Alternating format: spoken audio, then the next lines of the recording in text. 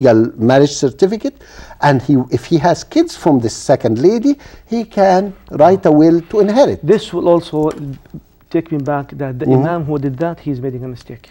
Why? Because now the law saying don't do that, and unless we are having the Sharia law. The law says do not register two people that married. If one person is married, you cannot register the second person. Yeah, but you are married. sacrificing the second wife and her kids from not having any rights. If the father died, yes. How could we protect them? So what's your solution? The solution is we have to come together as community, to unite, to get united, to let's say to present all our issues. Yes. For interior, that we have to have our Sharia law implemented among us, us Muslims. Yes. And this is our right. Okay. You see, and so that's fair. That's fair. But it does not change that what some of the Muslim people are doing is no different than what non-Muslim Canadians are doing. Within the same context, it is exactly the same, except one says, I had a priest who blessed me. The other says, no, I didn't have a priest to bless me. It's the only difference I see in this case, because in both cases, they don't have marriage certificates. Anyhow, there's a lot more to discuss about this issue. And as I say, if you look at any relation where there is, don't call it a marriage, there's a man married to a lady, and he has a mistress. As you mentioned earlier, his wife is protected and her kids are protected. Exactly. The man is having his jollies, as you might say, and he's having fun with two ladies. Who's the loser in this relation? It is the second woman who's called the mistress. Yeah. Because a lot of cases, the first wife knows, and either she leaves her husband, or if it's Islam, she could ask for a divorce, right? So the real loser in this whole, call it threesome relation, is the second woman and her kids.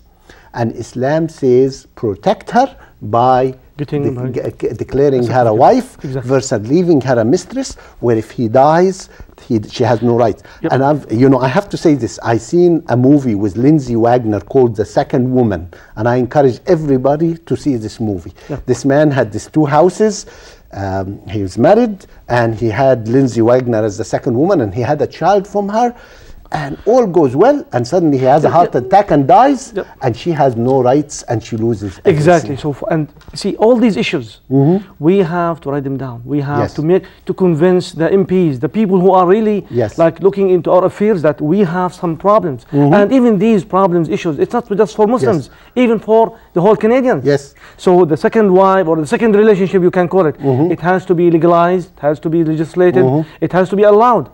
Yes. This will be like protecting the second woman, and in this case, all of us will be like living within the law. Yep. Yes, and I want to declare to make it clear. Actually, I don't encourage men to have multiple wives. I think people should settle down and have one family settle down. But I'm discussing the Islamic point of view rather than attacking Islam. Islam is a religion of nature, and it deals with the exceptions, as in some of these cases. We have to go for a break. Please stand by.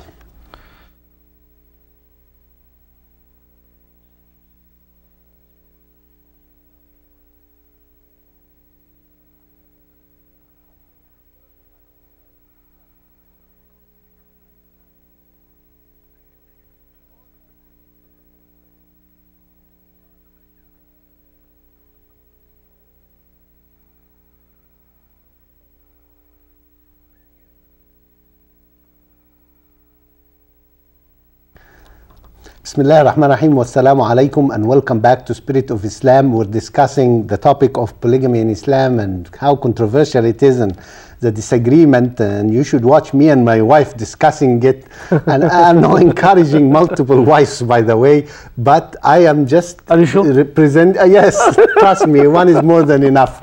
But I am just like to present and clarify the Islamic point of view. Exactly. Yep. And in some of the letters to the editors, you find some Muslims say, I'm a Muslim and I think it's time to disallow this practice.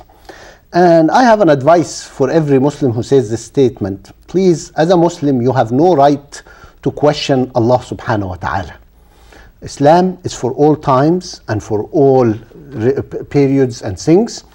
And I would prefer you to make the statement I made earlier, which is one wife is more than enough for me. But don't make a global statement to force it on everybody else, because when Allah subhanahu wa ta'ala decreed this, He knew the society, He knew the community, and He knew if there was exceptions. So please, as a Muslim, you're not allowed to say my opinion or how I feel about this issue. There is no feelings. Allah has said it's halal, so it is halal. However, it is not for me. I am happy to be married to one wife and settle with my family, and it's great, and I can make the statement and encourage everybody else to do this. But to try to change, because you are trying to change Islam, which is a perfect religion that came for every situation. So please, as Muslims, stay away from making statements like this that has nothing to do with Islam. Brother Muhammad. Exactly. So this also, let's come back a bit for the ayat that was talking about having, let's say, more than one wife. Yes. Allah subhanahu wa ta'ala mentioned as in the Quran, we are allowed to have one wife, two wives, three wives, four wives. Yes. And He mentioned also, وَلَن تَعْدِلُوا بَيْنَ النِّسَاءِ وَلَوْ حَرَّصْتُمْ. You'll never be fair to among women. Among women.